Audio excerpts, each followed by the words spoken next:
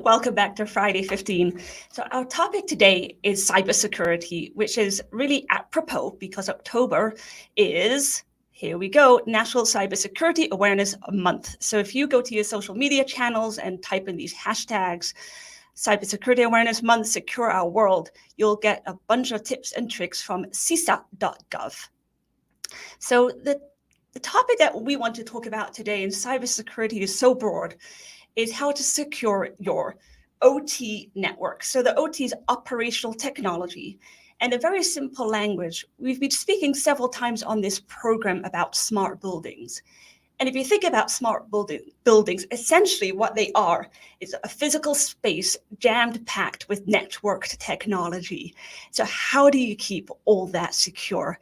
Our agenda today, so we have our IT, we have our OT, the operational technology, that's your HVAC systems, your lighting, your sensors, all those physical components.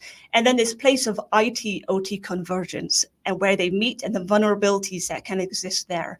So we'll be talking about cybersecurity best practices for that space and ending off with some recommendations and resources.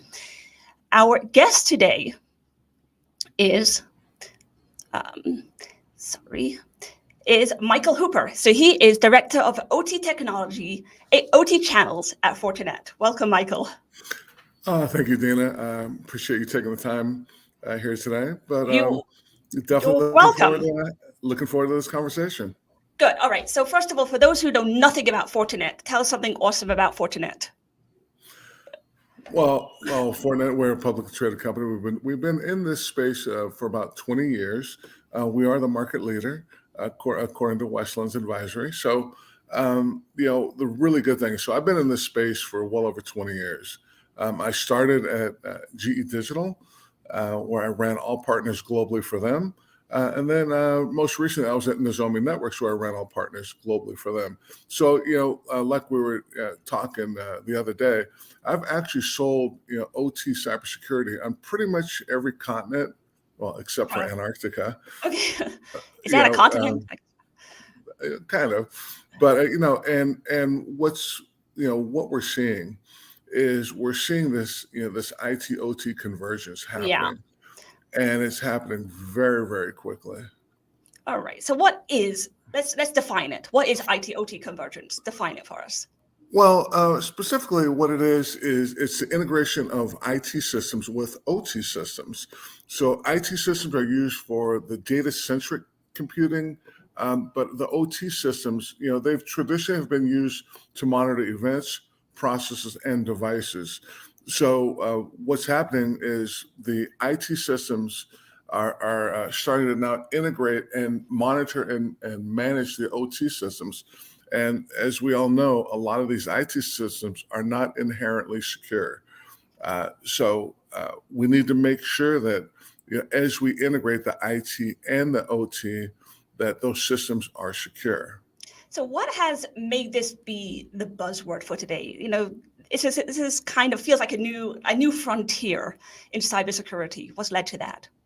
No, absolutely. And what's kind of grown my pipeline just, astronomically is digital transformation.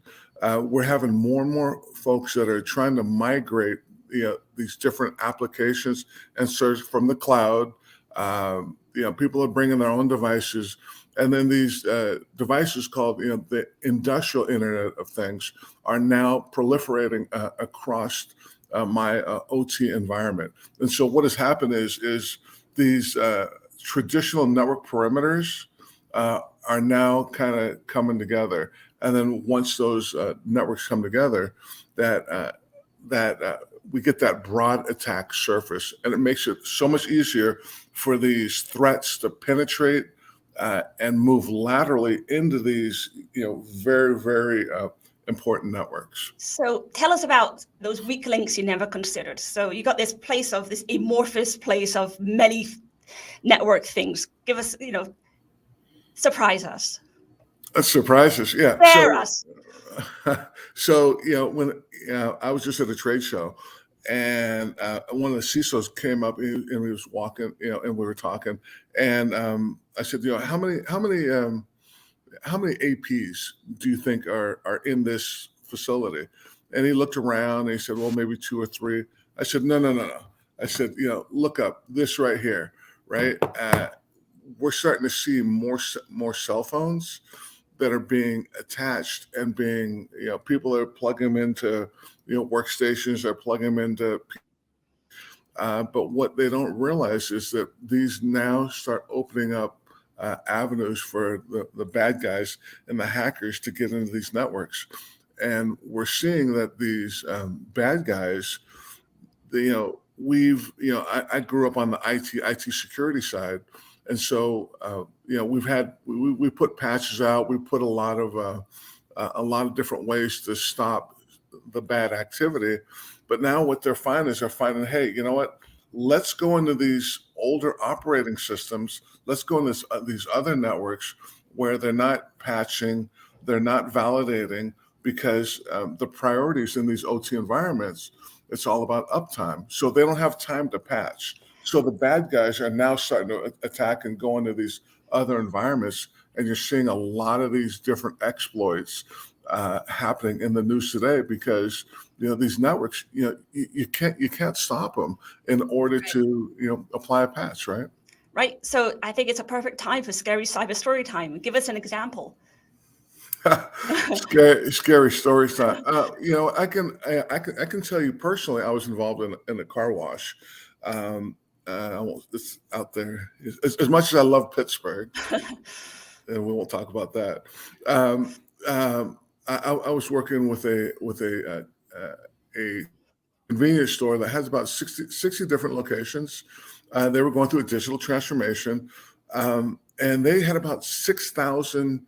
They were getting about $6,000 per site per day, and it was at risk. And what had happened is one of the people that came in to upgrade their networks took a USB stick, put it in the network. They introduced some malware, and that malware took down that entire network. So 60 sites, $6,000, per day per site, went down hard. So my team had to actually come in. We had to do the forensics. We had to bring the network back up. We found out that they had old, obsoleted equipment that had no security. And we had to come in and put our next-gen firewalls. And what they need is they need to make sure this network was now secure. It had Wi-Fi support. It supported IPsec, v2. We need to put in a 3G, 4G backup. But we were able to actually, come in. We were able to, stop it. Right. We were able to clean it up, and we were able to save them about so I think it was about $450,000 immediately. Wow. So, which brings a question really about IT and OT. So everybody knows there's vulnerabilities and they exist, and really nobody's immune. Any physical campus, it could be retail, it could be a stadium, it could be a sports complex, it could be a commercial real estate place. But there are two different departments that deal with this converged space. This could be facilities, it could be your operations manager, and then you have IT. And not for any reason, it's sometimes a different approach to looking at cybersecurity. So can you just give us a little framework of like how these two sides approach things, and then some recommendations? No, absolutely. Right. And so when we talk about the priorities, when we talk to the IT folks, it's always about, confidentiality, integrity, and availability. It's always been that way ever since, I was on the IT side, but on the OT side, you kind of flip the script. Now, above all else, it's safety, then it's availability, integrity, and then confidentiality. Or my friends say, hope it's safety, availability, and availability, right? And what was really interesting, so I've been in a lot of different plants around the world, and there's two things that I always see on every wall, right? It's days without an incident and uptime. That's how a lot of these folks are measured. On the IT side, if something goes sideways, hey, let's go to the water cooler, let's grab a drink and reboot. Well, on the OT side, if something goes sideways, in the middle of a process, people can actually get hurt. Or when I was in South Africa 2 years ago, and I was talking to somebody, they said, "Listen, uh, we we're actually in a smelting plant, and if the process goes down in the middle of yeah in the middle of the smelting, I'm out of business." Right. Right? Or even if it's retail, your machines go down. If it's a sports game, your scoreboard goes down. 100%, Anything. right?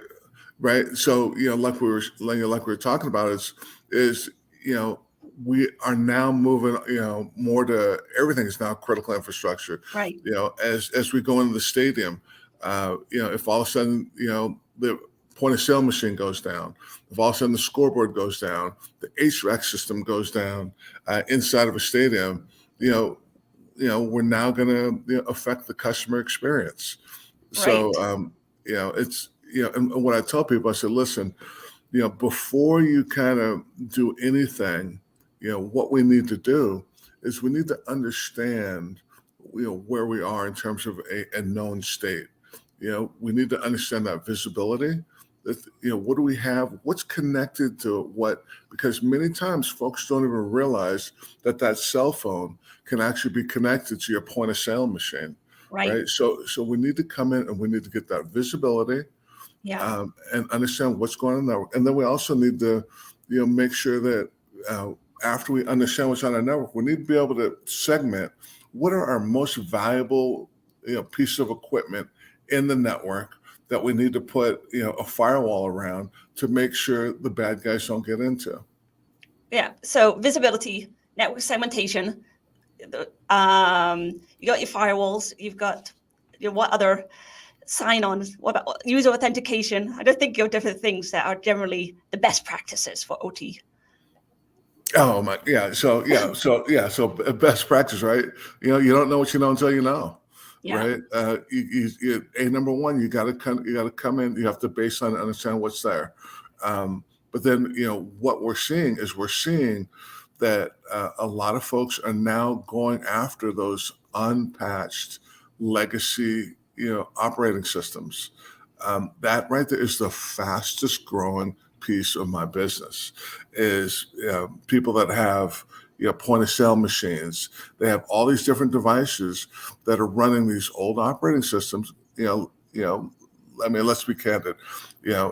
If you have like an XP, I mean, we support XP, we support some of these older operating systems, and we find them in our environment because folks are like, hey, if it ain't broke, don't fix it, right? Right. So that's where a lot of the negative behavior starts coming in, and these often older unpatched systems. And how difficult is it to patch it? I guess each story is its own case. Like it's like I was sharing. I've when I was in Japan, and I was in a facility. They said, "Okay, Hope, we're going to allow you and your team to come in and patch. Okay, you get a very fixed window to apply the new patch." They said, "Okay, you're going to come in the day before Christmas, and we're going to give you 7 seconds." Okay. And that's it, because as we all know, these systems have to run 24/7. So this is really the reason why people don't do it, because of that uptime out. They can't have the downtime. So any lasting, any final recommendation really for people caught in that bind? I cannot let you patch. You have 7 seconds. What's your recommendation for that attitude? Would ask you to always start with an assessment. You hear me say, you don't know what you know until you know. We have the ability to come in, assess, be able to baseline, and kind of help you with what we call our cyber threat assessment program. We call it CTAP, where we can work with you, and we can come in, we can drop a firewall off, and it'll kind of listen to what's going on in your network, and then bring all of that information back, put it into a report, and cover your ears, Dana. It's free. I'm going to make a plug though. DES, we do provide that. The Fortinet cybersecurity assessment that Michael is advocating, you can also do it with us. Just reach out to any of us or go to our website, descom.com/cyber-threat.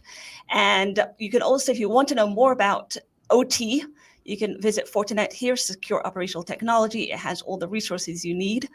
And on that positive note, I want to thank Michael so much for joining us today and Thank wishing you. you all a good weekend.